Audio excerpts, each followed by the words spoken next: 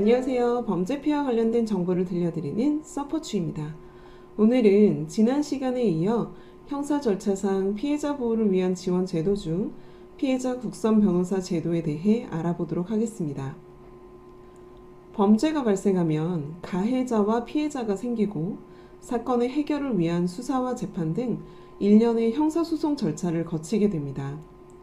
가해자든 피해자든 우리는 법률 전문가가 아니기 때문에 사건 관련 수사를 받거나 재판을 받을 때 법률적인 지식이 부족해서 언제, 어떻게 해야 하는지 잘 모를 때가 많습니다. 그렇게 되면 법적 분쟁에서 매우 불리해지기 때문에 변호사 같은 전문가에게 법적 분쟁 사건을 맡기기도 하죠. 누구나 형사소송 분쟁 시에는 변호사를 선임해서 자신의 변호를 맡길 권리가 있습니다. 뉴스나 기사를 살펴보다 보면 국선 변호인, 사선 변호인 등의 말을 들어보신 적 있으실 거예요. 국선 변호인은 사선 변호인이 선임되지 않은 경우에 나라에서 국가의 비용으로 피의자 또는 피고인에게 최소한의 변호를 할 수 있도록 방어권으로서 제공되는 법률 서비스를 할 수 있습니다. 가해자의 경우 형사소송상 자신의 입장을 대변해주고 법적 분쟁에 있어 도움을 받을 수 있도록 형사소송법 제33조의 일정 요건에 해당하면 직권으로 국선 변호인을 선임하기도 하고 빈곤 등의 사유가 있을 시 국선 변호인 선정 청구를 할 수 있는 조항을 두고 있습니다. 당연히 개인적으로 비용을 들여 사선 변호인을 선임할 수도 있겠죠. 사안에 따라 고민해 볼 필요가 있겠지만 피해자도 희망한다면 사선 변호인을 선임할 수 있습니다. 그럼 어떤 경우에 피해자는 국선 변호사를 선임할 수 있을까요? 피해자 국선 변호사 제도는 성폭력, 아동폭력, 장애인 학대 범죄 피해자 및 성매매 피해 아동과 청소년을 위하여 국선 변호사를 선정해서 사건 발생 초기부터 수사, 재판에 이르는 전 과정에서 무료로 전문적인 법률 지원을 하는 제도입니다. 피해자에게 변호인의 조력을 받을 권리를 실질적으로 보장하는 제도인 것이죠. 성폭력, 아동학대, 장애인 학대 범죄 피해자 및 성매매 피해 아동 청소년은 누구나 재산 수입 상관없이 피해자 국선 변호사의 선정을 신청할 수 있습니다. 미성년자인 피해자에게 법정 대리인이 없는 경우 미성년자인 피해자의 법정 대리인이 신체 또는 정신적인 장애로 사물을 변별하거나 의사를 결정할 능력이 없거나 미약한 경우 피해자가 특정 범죄로 피해를 입은 경우 피해자가 아동학대 범죄 피해를 입은 아동인 경우라면 직권으로 피해자 국선 변호사를 선정합니다. 다만 이때 피해자가 명시적으로 거부 의사를 표시하는 경우에는 국선 변호사를 선정하지 않을 수 있습니다. 선정된 국선 변호사는 피해자가 궁금해하는 사항들을 쉽게 설명해주고 수사기관에서 조사를 받아야 할 때 동석하여 의견 진술을 돕고 수사 중 발생할 수 있는 2차 피해를 방지합니다.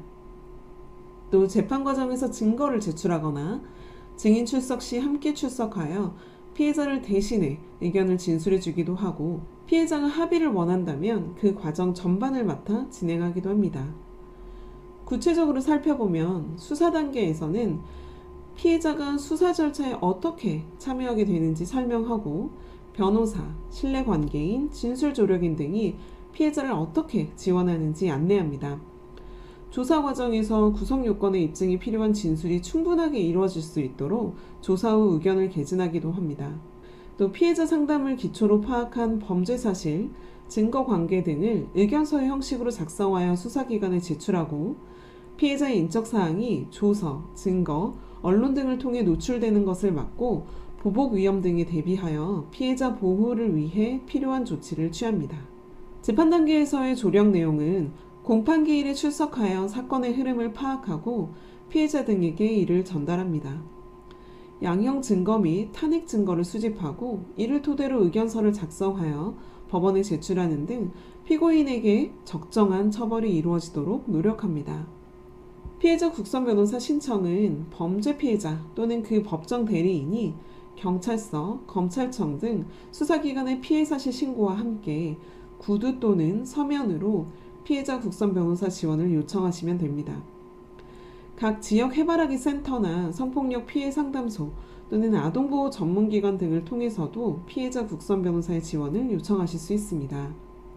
피해자 국선 변호사 제도는 2012년 3월부터 현재까지 11년째 시행되고 있는 제도입니다. 처음에는 성폭력 피해자에 한해 지원해 오다가 아동학대 피해자, 학대 피해 장애인 등으로 점점 지원 대상을 넓혀나가고 있습니다. 하지만 실제 국선 변호사 제도를 이용한 피해자들의 어려움을 살펴보면 가장 많은 것이 변호사와 연락이 되지 않는다는 것입니다. 사건에 관한 이야기를 하기 위해 전화를 하면 전화하지 마라, 문자로 남겨라, 혹은 이메일로 보내라 하고서는 확인하지 않거나 확인하고도 연락을 주지 않는 경우들이 많아서 법률적인 도움을 받기 위해 선임한 국선 변호사인데도 불구하고 눈치를 보게 되고, 이런 연락으로 혹여나 변호사가 자신을 안 좋게 생각하는 것은 아닌지 변호사로부터 미움을 사게 돼서 소송에 있어 불이익을 당하게 될까봐 오히려 피해자들이 위축되고 오지 않는 연락을 마음 졸이면서 기다리는 경우들이 많았습니다. 또 공판기일이 돼서 재판장에서 어떤 이야기들이 오갔는지 알고 싶어 연락을 했는데 국선 변호사가 다른 일로 재판에 참석하지 않은 경우들이 비일비재했고, 피해자의 연락을 귀찮아하거나 다른 변호사를 선임하라고 하기도 하고, 오히려 피해자를 의심해서 2차 피해를 가하는 경우들도 많았습니다. 피해자는 변호사가 선임되었다는 것에 재판에 대한 두려움을 어느 정도 내려놓고 변호사에게 많은 의지를 하게 되는데, 이러한 불성실한 변호사의 태도를 직면하게 되면 안 그래도 지치고 힘든 상황에 더 어려운 국면을 맞이하게 되는 것이죠. 국선 변호사 문제를 논하다 보면 변호사 1인에게 부여되는 사건 수가 너무 많다, 가해자 국선 변호사보다 처우가 열악하고 업무 관련 시스템이 잘 마련되어 있지 않다라는 이야기들을 많이 접하곤 합니다. 물론 요구되는 업무에 걸맞는 처우가 뒤따라야 하겠습니다만, 무엇보다 피해자가 겪고 있는 고통과 어려움을 생각해서라도 실질적인 법률 지원이 이루어질 수 있도록 피해자를 위해 일하는 국선 변호사의 적극적인 자세와 대응이 중요하겠고요. 이러한 법률 서비스의 질을 향상시키기 위해서라도 국선 변호사의 처우와 관련 시스템 또한 현실성 있게 개선되어야 하겠습니다. 마지막으로 국선 변호사뿐만 아니라 수사기관에서도 피해자를 마치 피해자 대하듯 하거나 제때 제대로 된 정보를 제공하지 않아서 피해 지원이 늦어지거나 누락되는 경우도 발생하고, 마치 사건의 원인이 피해자인 것처럼 혹은 피해자를 두둔하는 듯한 발언을 피해자 앞에서 서슴없이 하는 등 피해자를 대하는 미흡한 태도와 인식을 보이는 경우도 정말 많았습니다. 범죄 피해자의 인권 보호와 피해 지원이 제대로 이루어질 수 있도록 피해자에 대한 인식 변화와 함께 모두의 노력이 필요하다 하겠습니다. 아무쪼록 범죄 피해자가 사건 초기부터 제대로 된 변호사의 법률적인 조력을 받을 수 있도록 많은 분들의 관심과 지원 부탁드리겠습니다. 시청해 주셔서 감사합니다.